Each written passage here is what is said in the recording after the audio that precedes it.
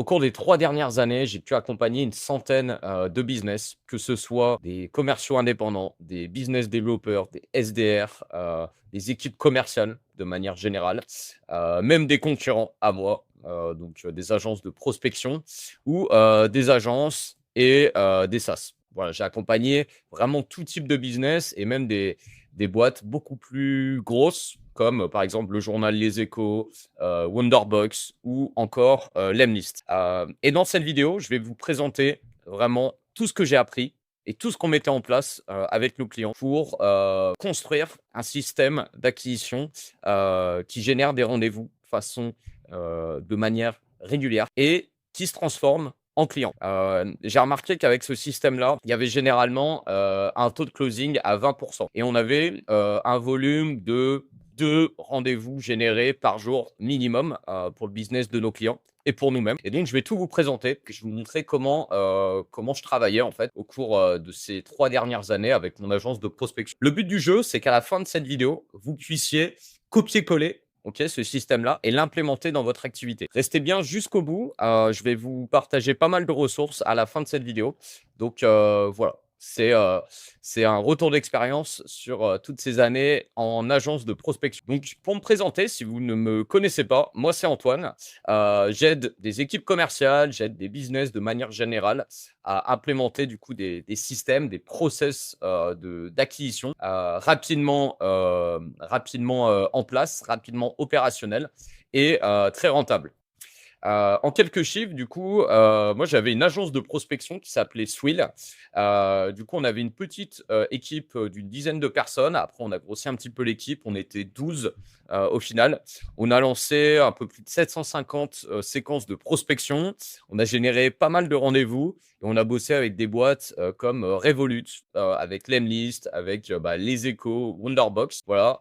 On a fait passer, des boîtes, du coup, qui n'avaient aucun système d'acquisition à plus, de 150 rendez-vous générés, en moins de 10 mois avec, 13 clients grands comptes signés. Donc ça représente, du coup, un peu plus de 50 000 € de générés, par exemple pour cette boîte-là, pour ce client-là.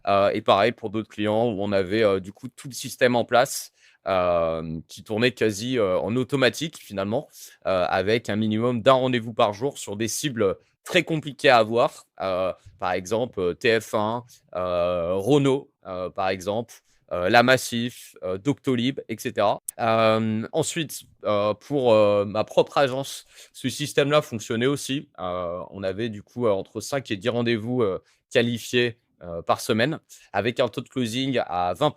Donc ça représentait, environ 2 à 4 nouveaux clients, par mois. Donc c'est, très, prévisible et comme vous pouvez le voir pour des, schémas comme ça, voilà, plus de 10 rendez-vous par semaine pour certains de nos clients et sur LinkedIn aussi, du coup, j'avais, j'ai toujours, hein, une bonne stratégie qui fonctionne bien en acquisition, et qui génère pas mal de vues, avec des posts, qui avaient, plus de 70 000 vues, plus de 140 000, impressions.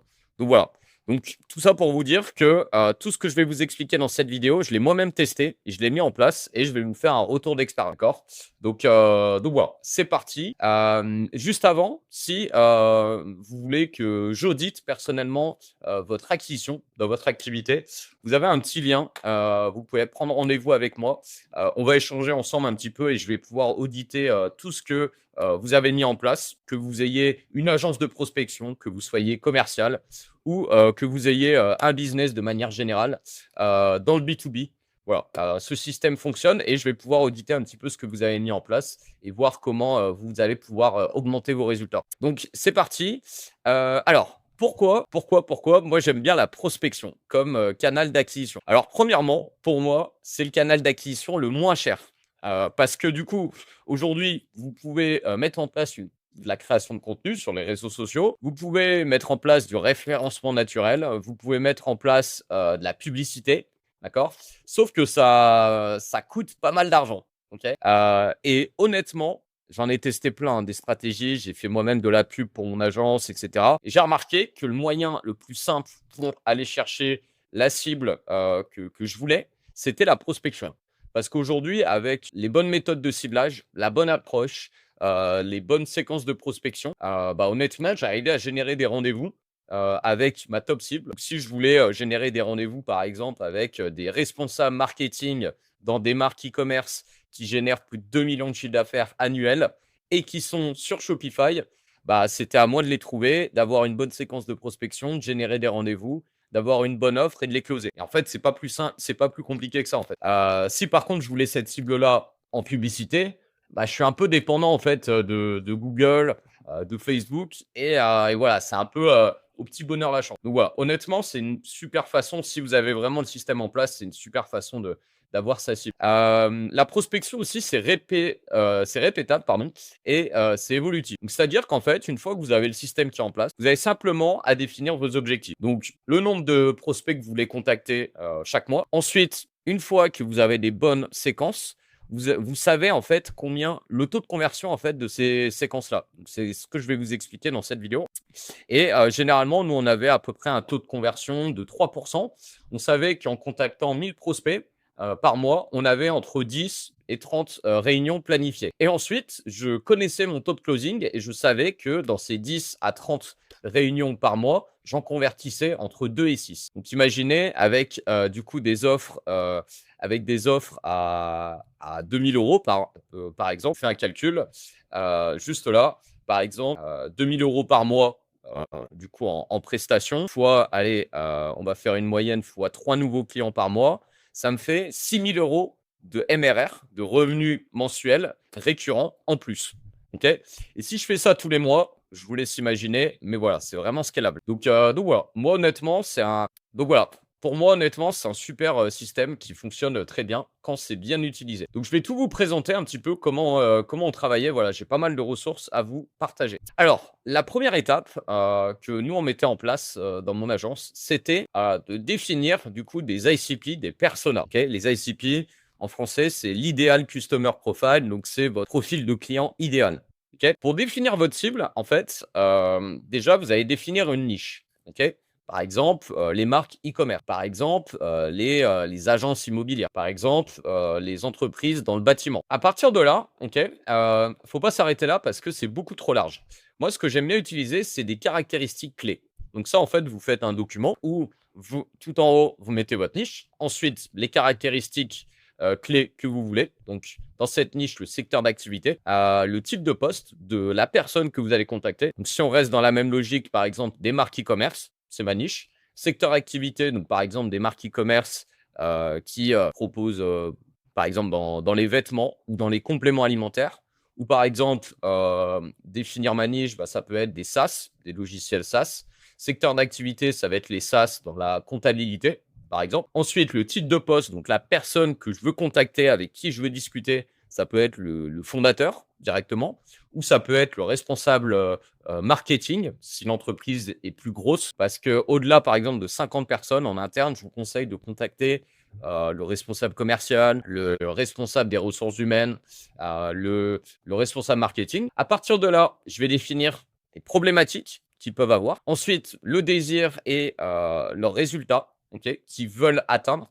Parce que si vous comprenez bien votre cible, vous allez du coup savoir en fait ce qu'ils veulent et quel est le problème qu'ils aimeraient résoudre. OK. Leur comportement, est-ce que, par exemple, c'est des personnes qui sont actives sur YouTube, sur LinkedIn, est-ce qu'ils font de la publicité en ligne, etc., etc. OK. Ensuite, amélioration recherchée.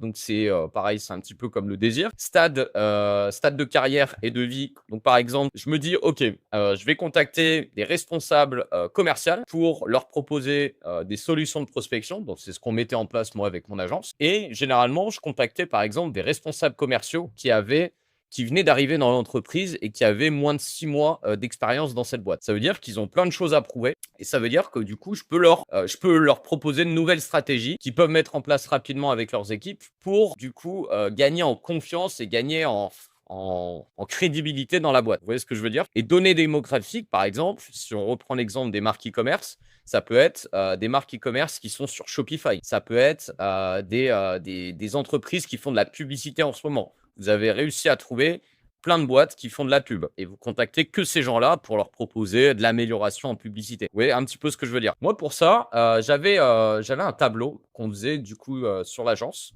C'était une matrice, des personas. Je vais vous montrer un petit peu. Vous allez pouvoir retrouver un petit peu, bah, tous mes documents, sous cette vidéo. Voilà, vous avez simplement à rentrer vos coordonnées et moi, je pourrais vous envoyer, voilà, toutes mes ressources, tout ce que j'ai, par mail directement. Donc, par exemple, hop, juste là, par exemple, ce tableau-là, il me permettait, voilà, de définir du coup, une typologie, d'entreprise. Donc je vais zoomer un petit peu, OK? Typologie d'entreprise, fonds d'investissement, les sous-segments, la localisation, la taille, le chiffre d'affaires. Des fois, je pouvais définir un chiffre d'affaires. Ensuite, le poste, l'interlocuteur que je voulais. Donc, j'aimais bien définir 2 personas. OK? Avec une bonne présence en ligne, des mots-clés qui peuvent être faciles à trouver, sur LinkedIn, par exemple, ou sur Google. Les triggers, donc voilà, ça peut être, des boîtes qui sont en levée de fonds, qui, sont présents dans des podcasts, voilà, avec, une croissance sur le chiffre d'affaires et cetera. Avec plein d'outils, moi, j'arrivais à trouver ces infos-là. Ensuite, problème de la cible, désir, la proposition de valeur. Donc quel est l'avantage du service qui peut être mis en avant pour solutionner leurs problèmes? OK? Par rapport à votre service. Proposition de valeur, du coup, quel résultat plus bénéfice émotionnel? Quel résultat, mon prospect attend? D'accord? L'appel à l'action, donc qu'est-ce que je veux générer? C'est un appel stratégique, par exemple. Et voilà. Et j'avais plein de questions, là-dessus. Et comme ça, je posais en fait les bases de ma stratégie de prospection. Voilà. Je vous laisserai regarder du coup, dans la description directement. Donc voilà, moi j'avais une matrice qui posait vraiment les bases, de mes personas, OK? Ensuite, à partir, de mes personas, de mes cibles, moi je catégorisais ça en 3, OK? Donc j'avais le tiers 1, le tiers 2 et le tiers 3. Qu'est-ce que c'est? C'est-à-dire qu'en fait, voilà, pour les équipes, que j'accompagnais, quand ils avaient une équipe commerciale et une équipe marketing, j'arrivais à organiser les équipes, en 2. Mais si vous êtes tout seul, vous pouvez juste, du coup, décomposer en 3 du coup, vos cibles. Le tiers 1, c'est les clients qui vous rapportent le plus, d'argent, OK? Si vous avez déjà des clients, vous analysez un petit peu et vous regardez qui sont vos clients les plus rentables. Pour ça, moi, dans mes messages de prospection, je faisais beaucoup de personnalisation. Je faisais du warm calling. Donc, quand j'envoyais un mail, je faisais, des appels en plus et je faisais des relances ultra personnalisées avec des vidéos, des choses comme ça, OK? La personnalisation, ici, je la faisais quasiment à la main, OK? Donc généralement, vous n'avez pas beaucoup de personnes ici. Là, par exemple, nous, des fois, quand on relançait de la prospection en septembre, on reprenait vraiment, tout notre CRM et on recontactait 30 boîtes à peu près. Donc sur 30 personnes, vraiment, je peux vraiment faire, de la prospection, quasiment à la main, reprendre mes mails, refaire, des messages et rebondir sur des points qu'on avait échangés.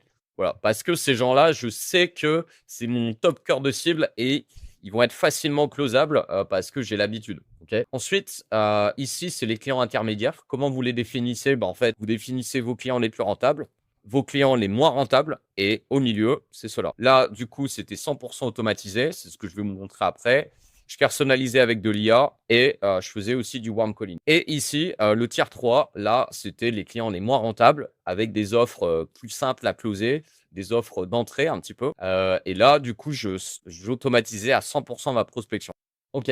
Et en fait, l'erreur que je vois beaucoup, que j'ai remarqué, quand j'auditais un petit peu la prospection de mes clients et peut-être que vous faites la même chose, c'est qu'en fait, vous automatisez à 100 votre prospection. Même si c'est, vos clients les plus rentables, même si c'est des clients intermédiaires, mais vous faites un petit peu de la masse et vous automatisez tout ça. Et beaucoup d'agences de prospection le font. Donc faites gaffe, si vous déléguez votre prospection, tombez pas dans le piège parce que vous allez être déçu, de la prestation, que vous avez achetée. Donc voilà. Vraiment, essayez de catégoriser ça en 3. OK? Moi, voilà, on segmentait un petit peu aussi comme ça. On avait du coup, nos dashboards de prospection où on avait des séquences par secteur d'activité et par interlocuteur à l'intérieur. Donc là, c'était que des responsables marketing, mais dans plein de secteurs d'activité différents. Et du coup, je mettais en avant, du coup, par exemple, dans le secteur de la restauration, on parlait de références clients qu'on avait. Pour un client, il avait pas mal de références clients dans la restauration. On les mettait en avant dans cette séquence-là. Dans la séquence, par exemple, automobile, on mettait en avant d'autres études de cas. dans l'immobilier, et cetera, pareil. Et on s'adressait vraiment de manière différente pour chaque cible. Ok, donc c'est super important. Ensuite, une fois que vous avez posé ça, donc ça, c'est un petit peu votre back-end de prospection. Ok, tout ça, c'est ce que vous faites un petit peu dans l'ombre. Ensuite, maintenant, l'idée, c'est de trouver vos prospects. Ok, donc moi, ce que j'aimais bien utiliser, c'était des bases de données B2B. Par exemple, sur LinkedIn Sales Navigator. Ok, vous en avez d'autres. Vous avez du Faro, par exemple, qui marche bien. Vous avez Lemlist aussi, qui est une base de données plutôt cool à l'intérieur. Ok, donc là-dessus, et après LinkedIn de façon gratuite dans le moteur de recherche de LinkedIn. Ok. Ensuite, vous avez aussi des extensions Google Chrome qui permet de scraper par exemple Google Maps. Vous recherchez tous les plombiers en Île-de-France. Bah là, vous pouvez facilement les scraper. Et ensuite, une fois que j'avais un fichier des boîtes qui m'intéressaient, là, j'utilisais moi des enrichissements en cascade. C'est-à-dire qu'avec certains outils pour trouver des emails, des numéros de téléphone personnels, des 06 et des 07, je le faisais passer dans un outil qui, lui, au lieu d'avoir 15 000 abonnements pour trouver des coordonnées comme Lusha, comme Casper, comme Drop Contact, etc. Moi, je passais par un seul outil et ensuite, cet outil-là, avec un seul abonnement par mois, il me trouvait, il allait chercher dans Casper, dans Drop Contact, etc. Si vous savez de quoi je parle, vous savez que ça peut être assez cher les abonnements. Donc voilà. Pour ça, n'hésitez pas à me dire en commentaire si vous voulez que je fasse une vidéo dédiée du coup aux outils que j'utilisais dans mon agence. Mais là, voilà, c'est pas le sujet. Donc voilà. Ensuite, pour du coup identifier en scrapping ma cible, moi j'aimais bien utiliser cette IA. Donc, du coup, je me présentais comme un client ou comme mon agence et je présentais ma cible. Et ensuite, lui, il donnait des filtres que je pouvais utiliser, par exemple, sur LinkedIn pour trouver rapidement cette cible-là. Donc voilà, ça, c'est un GPT et honnêtement, il fonctionne plutôt bien. Ok. Ensuite, je construisais du coup maintenant mes séquences de prospection, mes messages, etc. Nous, les canaux et les méthodes qu'on utilisait, c'était tout ça en même temps parce qu'aujourd'hui, vous allez pouvoir augmenter de 40% vos résultats en prospection si vous faites du multicanal. Parce que honnêtement, aujourd'hui, les utilisateurs sont actifs de plein de façons. Ils sont actifs sur LinkedIn, ils sont actifs par téléphone, par email, sur WhatsApp aussi en même temps. Et vous avez la possibilité, avec des bons outils, de faire vraiment de la prospection multicanal. Vous voyez, moi, j'étais Lemlist partenaire officiel. J'accompagnais, je coachais aussi les gros clients de Lemlist et j'utilisais moi-même Lemlist. Et par exemple, ça me permettait de faire de l'email, du WhatsApp, du LinkedIn, de l'intelligence artificielle sur mes notes vocales, qui reprenait ma voix, il me faisait voilà tout ça. Je faisais aussi de la prospection téléphonique sur un seul outil. Et au lieu d'avoir plein d'outils de prospection différents, j'en avais un seul abonnement et ça marchait plutôt bien. Je pouvais appeler directement sur l'Emlist, etc. Donc voilà, moi je faisais ça, ok, et j'utilisais tout ça. Je vais vous montrer après un exemple de séquence avec 11 étapes de relance qui fonctionnait super bien juste après. Donc pour ça, nous on avait un tableau de planning avec des clients. Et je vous invite à avoir la même chose. Donc, ça se représentait comme ça. Donc, en fait, j'utilisais le GPT ici. Il donnait plein de fils de recherche. Et voilà, juste là, je pouvais du coup avoir, par exemple, je voulais contacter des CEO. Donc, sur LinkedIn, il y a plein de manières de contacter des CEO et ils ont plein de termes différents. Donc, ils s'appellent des fois CEO, fondatrice, fondateur, cofondateur, cofondatrice, etc. Tout ça, en fait, c'est des intitulés de poste et c'est des manières de trouver facilement votre cible sur LinkedIn. Voilà, on avait ça. Ensuite, on définissait du coup des plannings de séquences. Donc, nombre de séquences et du coup, dans une séquence, on allait contacter du coup, par exemple, des fonds d'investissement. Deuxième séquence, on allait contacter des industries. Troisième séquence, on allait contacter des startups et des scale-up dans la tech. Quatrième séquence du mois de mai, par exemple, on allait contacter des banques, etc., etc. Et tout ça, on posait ça. Et en fait, pourquoi on faisait ça? Parce que du coup, on pouvait après savoir quelles sont les séquences les plus intéressantes et les plus rentables. Qu'est-ce qu'on a contacté ce mois-ci? Le mois de juin ou le mois d'après, qu'est-ce qu'on peut contacter? Vous voyez, par exemple, le mois de juin, sur ce client-là, on allait contacter d'autres cibles.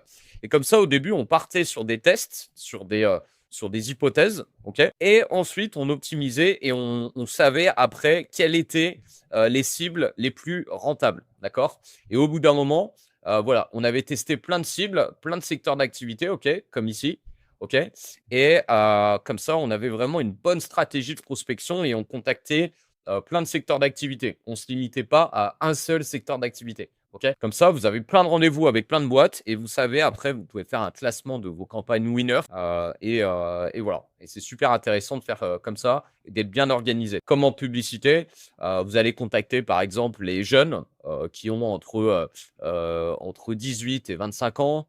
Ensuite, vous allez avoir d'autres publicités qui vont plus cibler les 25-30 ans, et cetera. Donc c'est un peu la même chose. Donc voilà, donc on faisait un planning, du coup de séquences, là-dessus. OK? Ensuite, nous on construisait du coup des séquences de prospection, des workflows un petit peu comme ça, OK? Très poussés. Donc tout ça, moi ça c'est des choses qu'on peut vous mettre en place, hein. Honnêtement, on a des systèmes qui s'adaptent, à n'importe quel business. Avec tout ça, en moins de 2 semaines, vous avez un système qui tourne, qui s'implémente dans vos business. Donc, voilà. Si ça vous intéresse, comme je l'ai dit, vous pouvez prendre rendez-vous juste en dessous. Moi, j'audite, votre activité et ensuite on discute ensemble comment, on peut s'adapter à votre activité là-dessus. Mais voilà, c'est des systèmes qui tournent en automatique et comme je le disais, qui vous génèrent, voilà, pas mal de rendez-vous, OK? Donc, moi, j'aimais bien avoir, une séquence de prospection comme ça, du coup, qui avait, du coup, un email, personnalisé au début, OK? Avec un appel à l'action simple. Ensuite, un appel téléphonique pour ceux qui ont ouvert mon mail, avec un icebreaker dans l'appel téléphonique. Ensuite, troisième séquence, là, 3e approche, on faisait une vidéo personnalisée de 2 minutes. Ensuite, on envoyait une invitation LinkedIn. On avait, un message vocal sur LinkedIn en plus, OK? Message, LinkedIn, juste en mettant en avant de la preuve sociale. Encore un appel téléphonique, un email en parlant de bénéfices supplémentaires de mon offre, un message et ensuite un dernier email, de suivi avec une question et plus de valeur. Voilà, et tout ça, c'était, automatisé et tout ça, en fait, c'est tant que la personne n'a pas répondu et on espacait dans le temps. Donc une séquence comme ça durait 1 mois et imaginez si vous avez une séquence comme ça pour, une niche, pour une deuxième niche, pour une troisième niche, quatrième niche, vous avez tout ça qui tourne en parallèle. Donc honnêtement, c'est très puissant et vous avez vraiment des rendez-vous en automatique. OK?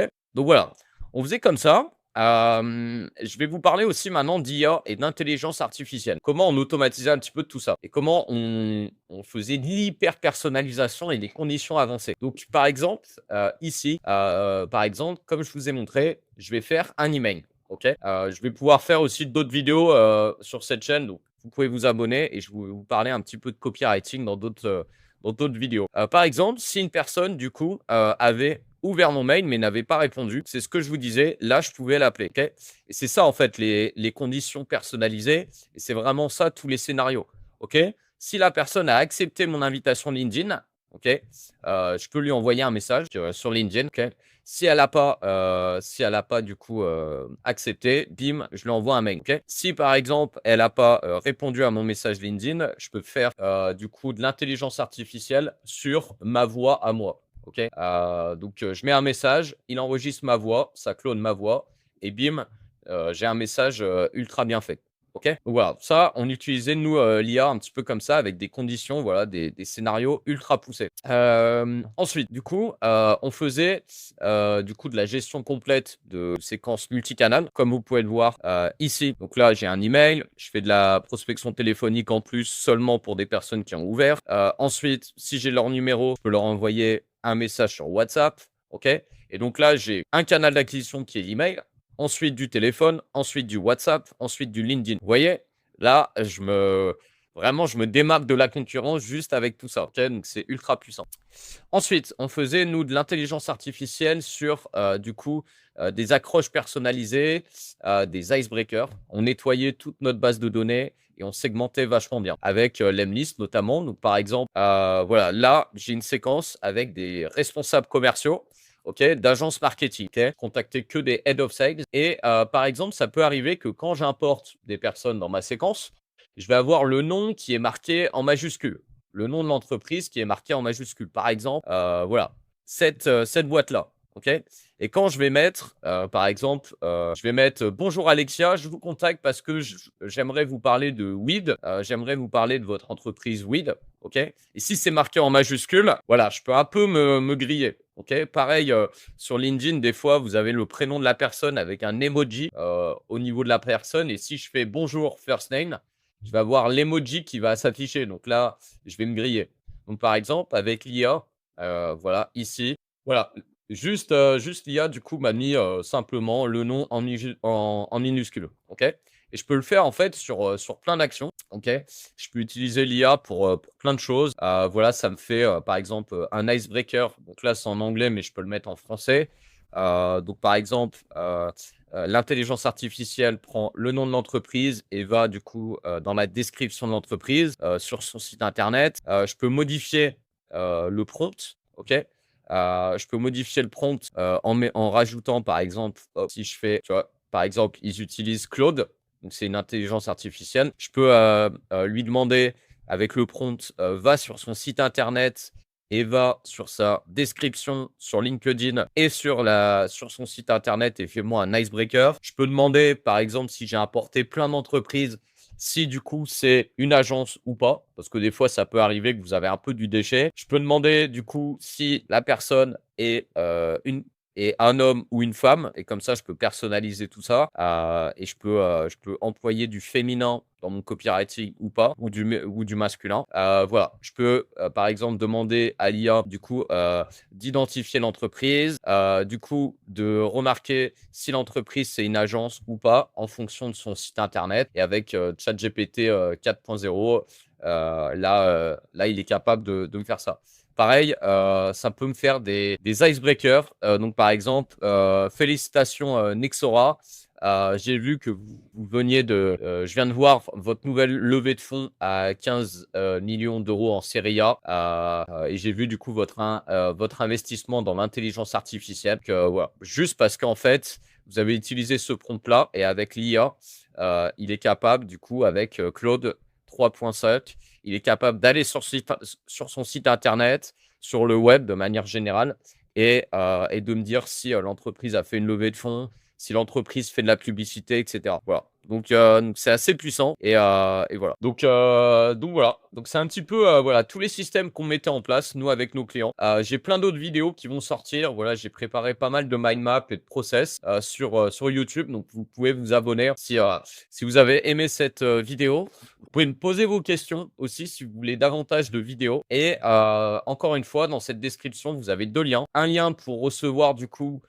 tous les templates, les tableaux de planning, les GPT que j'utilisais dans mon agence de prospection avec un peu plus de 200 clients, la matrice des personas, voilà, pas mal de choses et vous pouvez aussi prendre rendez-vous avec moi si vous voulez que j'analyse, et qu'on discute un petit peu de vos systèmes et si vous voulez que, j'installe et que vous mettiez en place ce genre de système dans votre agence, même si vous êtes commercial dans votre entreprise pour vous faire gagner du temps ou dans vos équipes commerciales si vous êtes, responsable commercial ou même si vous êtes fondateur, et que c'est vous qui vous occupiez de la prospection. Voilà, je vous retrouve sur une prochaine, vidéo, et je vous dis à très vite. Ciao, ciao.